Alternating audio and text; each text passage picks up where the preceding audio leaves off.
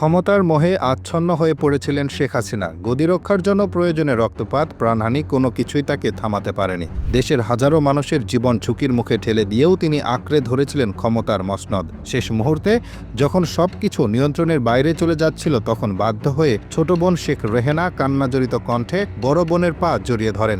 এই ঘটনা এতদিন ছিল পর্দার আড়ালে, আর এখন প্রকাশ্যে এসেছে সেই চাঞ্চল্যকর তথ্য।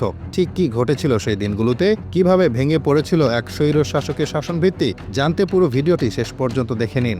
গত বছরের ৫ আগস্ট বাংলাদেশের রাজনৈতিক ইতিহাসে এক গুরুত্বপূর্ণ দিন হিসেবে চিহ্নিত হয়ে আছে। ওই দিন দীর্ঘদিনে স্বৈরাচারী শাসনের অবসান ঘটে, যখন প্রধানমন্ত্রী শেখ হাসিনা ক্ষমতাচ্যুত হন। তবে এই পরিবর্তন সহজে ঘটেনি। প্রধানমন্ত্রী শেখ হাসিনা ক্ষমতা হারানোর আশঙ্কায় ছিলেন প্রচণ্ড প্রতিক্রিয়াশীল। নানা কৌশল, দমনপীড়ন ও শক্তি প্রয়োগের মাধ্যমে তিনি ক্ষমতায় টিকে থাকার মরিয়া চেষ্টা চালিয়েছিলেন। রাজনৈতিক বিরোধীদের দমন, আইনশৃঙ্খলা রক্ষাকারী বাহিনীর ব্যাপক ব্যবহার এবং ছাত্র জনতার আন্দোলনের উপর সহিংস হামলা, সব মিলিয়ে দেশ এক রক্তাক্ত পরিস্থিতির মধ্য দিয়ে অতিক্রম করেছিল। শেষ পর্যন্ত ৫ই আগস্ট এক নাটকীয় পরিস্থিতির মধ্যে শেখ হাসিনা প্রধানমন্ত্রীর পদ থেকে পদত্যাগ করতে বাধ্য হন। গণভবনে সেদিন শেখ হাসিনার ছোট বোন শেখ রেহানা তাকে পদত্যাগে রাজি করাতে ব্যক্তিগতভাবে অনুরোধ করেন। এমনকি প্রকাশিত তথ্য অনুযায়ী শেখ রেহানা শেখ হাসিনার পা ধরেও কেঁদেছিলেন। রোববার আন্তর্জাতিক অপরাধ ট্রাইব্যুনালে একটি গুরুত্বপূর্ণ তদন্ত প্রতিবেদন উপস্থাপন করা হয়। এই প্রতিবেদনে এরকমই চাঞ্চল্যকর নানা তথ্য তুলে ধরেন ট্রাইব্যুনালের চিফ প্রসিকিউটর তাজুল ইসলাম। তিনি বিচারকদের সামনে আনুষ্ঠানিকভাবে প্রতিবেদনটির মূল বিষয়বস্তু লিখিত আকারে পাঠ করেন। এতে উঠে আসে সংঘটিত অপরাধের বিশদ বিবরণ, সংশ্লিষ্ট ব্যক্তিদের ভূমিকা এবং প্রাপ্ত প্রমাণাদি। এই উপস্থাপনাকে ঘিরে আদালত কক্ষে গাঢ় মনোযোগ ও গুরুত্বের আবহ বিরাজ করে। প্রতিবেদনটি বিচারকগণের বিবেচনার জন্য জমা দেওয়া হয় এবং পরবর্তী বিচারিক কার্যক্রমে এটি গুরুত্বপূর্ণ ভিত্তি হিসেবে ব্যবহৃত হবে বলে ধারণা করা হচ্ছে। চিফ প্রসিকিউটর তাজুল ইসলাম ট্রাইব্যুনালে জানান, ক্ষমতাচ্যুত হওয়ার আগ মুহূর্ত পর্যন্ত প্রধানমন্ত্রী শেখ হাসিনা ক্ষমতা ধরে রাখতে মরিয়া চেষ্টা চালিয়ে গিয়েছিলেন। তিনি অতিরিক্ত বল প্রয়োগ ও আরও রক্তপাতের মাধ্যমে পরিস্থিতি নিয়ন্ত্রণে আনতে চেয়েছিলেন।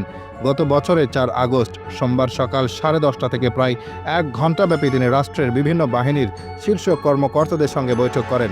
ওই সময় তিনি তাদের উপর চাপ সৃষ্টি করেন যেন আন্দোলন দমন করে তাকে ক্ষমতায় বহাল রাখা যায়। তবে দেশের পরিস্থিতি তখন সম্পূর্ণরূপে অস্থিতিশীল ও নিয়ন্ত্রণহীন হয়ে পড়েছিল। আইনশৃঙ্খলা বাহিনীর ভেতরেই ভাঙ্গনের সুর শোনা যাচ্ছিল। তা সত্ত্বেও শেখ হাসিনা বাস্তবতা মেনে নিতে চাননি। তিনি ক্ষমতা ছাড়ার ব্যাপারে অনড় ছিলেন। শেষ পর্যন্ত পরিবারের সদস্যদের, বিশেষ করে ছোট বোন শেখ রেহানার আবেগঘন অনুরোধে শেখ হাসিনা নরম হতে শুরু করেন। অনেক বোঝাবুঝির পর তিনি পদত্যাগে সম্মত হন। এরপর দ্রুততম সময়ে পদত্যাগপত্র জমা দিয়ে একটি সামরিক হেলিকপ্টারে করে বোন শেখ রেহেনাকে সঙ্গে নিয়ে তিনি গোপনে দেশ ত্যাগ করেন। ৩ আগস্ট সারাদিন জুড়ে দেশ জুড়ে এক রক্তাক্ত ও অস্থির পরিস্থিতির সৃষ্টি হয়। দলীয় অস্ত্রধারী কর্মীদের মাঠে নামিয়ে সরকার চেয়েছিল ছাত্র জনতার আন্দোলন দমন করতে। বিভিন্ন স্থানে সংঘর্ষ, দমনপীড়ন ও প্রাণহানির ঘটনা ঘটে। অথচ এই সহিংসতার পরেও ছাত্র ও সাধারণ মানুষের প্রতিরোধ থেমে যায়নি, বরং তা আরও বিস্তৃত ও সংগঠিত হতে থাকে। রাতের দিকে পরিস্থিতির ভয়াবহতা বুঝতে শুরু করেন সরকারের কিছু অভ্যন্তরীণ ব্যক্তি। জানা যায়, শেখ হাসিনার একজন ঘনিষ্ঠ উপদেষ্টা এবং কয়েকজন জ্যেষ্ঠ নেতা তাকে বোঝানোর চেষ্টা করেন। তারা পরামর্শ দেন, সেনাবাহিনীর হাতে শান্তিপূর্ণভাবে ক্ষমতা হস্তান্তর করাই হবে বাস্তবসম্মত সিদ্ধান্ত। কিন্তু শেখ হাসিনা সে পরামর্শ মানতে নারাজ ছিলেন। তিনি বরং আরও কঠোর অবস্থান নেন। ৪ আগস্ট ভোর থেকে সারা দেশে কারফিউ আরও কড়াকড়িভাবে বাস্তবায়নের নির্দেশ দেন। তবে বাস্তবতা ছিল ভিন্ন। কারফিউ জারির পরও সকাল ৯টা নাগাদ দেশের বিভিন্ন অঞ্চলে সাধারণ মানুষ ও ছাত্ররা রাস্তায় নামতে শুরু করেন। কারফিউ ভেঙে তারা বিক্ষোভে অংশ নেন। 10টার মধ্যেই রাজধানী ঢাকা সহ বিভিন্ন শহরের গুরুত্বপূর্ণ পয়েন্টে বড় বড় জমায়েত তৈরি হয়। আন্দোলনকারীরা তখন আর শুধু প্রতিবাদ নয়, সরকারের পদত্যাগের দাবিতে ঐক্যবদ্ধভাবে রাস্তায় নেমে আসে।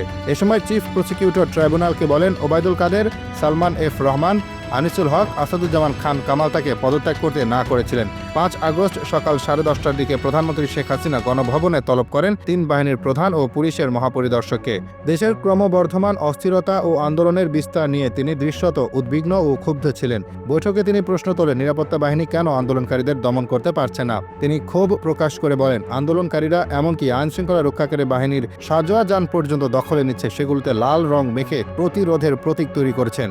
কেউ কেউ আবার সামরিক যানেও উঠে পড়ছেন, অথচ বাহিনীগুলো কঠোর ব্যবস্থা নিচ্ছে না। এমন আচরণ তিনি কোনোভাবেই মেনে নিতে পারছিলেন না। তিনি আরও উল্লেখ করেন, যেসব কর্মকর্তাদের তিনি দায়িত্ব দিয়েছেন, যাদের প্রতি আস্থা রেখে দেশের গুরুত্বপূর্ণ নিরাপত্তা পদে বসিয়েছেন, তারা কেন প্রত্যাশা অনুযায়ী পদক্ষেপ নিচ্ছেন না তা নিয়ে হতাশা ও সন্দেহ প্রকাশ করেন। এই বৈঠকটি ছিল তার শাসনামলের এক উত্তপ্ত ও টালমাটাল মুহূর্ত, যেখানে তার নিয়ন্ত্রণ ক্ষমতা ক্রমেই দুর্বল হয়ে পড়ছিল, অথচ তিনি সেটি মেনে নিতে চাইছিলেন না। এক পর্যায়ে শেখ হাসিনা আইজিপিকে দেখিয়ে বলেন, তারা মানে পুলিশ তো ভালো করছে। তখন আইজিপি জানান, পরিস্থিতি যে পর্যায়ে গেছে তাতে পুলিশের পক্ষেও আর বেশি সময় এরকম কঠোর অবস্থান ধরে রাখা সম্ভব নয়। সেই উত্তাল সময়টিতে নিরাপত্তা বাহিনীর শীর্ষ কর্মকর্তারা প্রধানমন্ত্রী শেখ হাসিনাকে বোঝানোর সর্বাত্মক চেষ্টা করেন। তারা স্পষ্ট করে বলেন, এখন আর বল প্রয়োগ করে আন্দোলন দমন করা সম্ভব নয়, বরং এতে পরিস্থিতি আরও খারাপ হবে। কিন্তু শেখ হাসিনা তাতেও অনড় থাকেন। তিনি দৃঢ়তার সঙ্গে নিজের অবস্থানে টিকে থাকতে চান এবং আন্দোলন দমনে দৃশ্যমান সমাধান খুঁজছিলেন। তখন কিছু শীর্ষ কর্মকর্তা বিকল্প পথ খোঁজেন। তারা পাশের কক্ষে গিয়ে শেখ হাসিনার ছোট বোন শেখ রেহেনার সঙ্গে আলোচনায় বসেন। রেহেনাকে দেশের বিপজ্জনক পরিস্থিতি এবং গণভবনের ঘনিয়ে আসা সংকটের বিষয়ে বিস্তারিত জানিয়ে তাকে অনুরোধ করেন তিনি যেন তার বড় বোনকে বোঝান। এরপর শেখ রেহানা বড় বোনের পা জড়িয়ে ধরে কান্নাজড়িত কণ্ঠে তাকে ক্ষমতা ছাড়তে বলেন। তবুও শেখ হাসিনা তখনও সিদ্ধান্তহীনতায় ভুগছিলেন। পরিস্থিতি আরও জটিল হয়ে ওঠে। এক পর্যায়ে দেশের বাইরে থাকা তার ছেলে সজীব ওয়াজেদ জয়ের সঙ্গে এক শীর্ষ কর্মকর্তা ফোনে যোগাযোগ করেন এবং তাকে পরিস্থিতি ব্যাখ্যা করেন। জয় তখন মায়ের সঙ্গে ফোনে কথা বলেন এবং তাকে পদত্যাগে সম্মত করান। শেখ হাসিনা এরপর রাজি হন। তিনি চেয়েছিলেন একটি ভাষণ রেকর্ড করে জাতির উদ্দেশ্যে প্রচার করতে, যাতে তিনি পরিস্থিতির ব্যাখ্যা দিয়ে বিদায় নিতে পারেন। কিন্তু ততক্ষণে গোয়েন্দা সূত্রে খবর আসে, শাহবাগ ও উত্তরা থেকে বিশাল সংখ্যক ছাত্র জনতা গণভবনের দিকে রওনা হয়েছে। গোয়েন্দা কর্মকর্তারা আশঙ্কা প্রকাশ করেন, শাহবাগ থেকে গণভবনের দূরত্ব অনুযায়ী মাত্র ৪৫ মিনিটের মধ্যেই আন্দোলনকারীরা সেখানে পৌঁছে যেতে পারে। এই বাস্তবতা বিবেচনায় নেওয়া হয়, যদি শেখ হাসিনা ভাষণ রেকর্ড করতে বসেন তাহলে গণভবন থেকে তার নিরাপদ প্রস্থান সম্ভব না হতে পারে। তাই সিদ্ধান্ত হয় আর কোনো দেরি না করে দ্রুতই তাকে গণভবন ত্যাগ করতে হবে। এভাবেই বাংলাদেশের রাজনৈতিক ইতিহাসের এক নাটকীয় ও সন্ধিক্ষণ মুহূর্তে শেখ হাসিনা দীর্ঘদিনের শাসনের পর্দা নামে।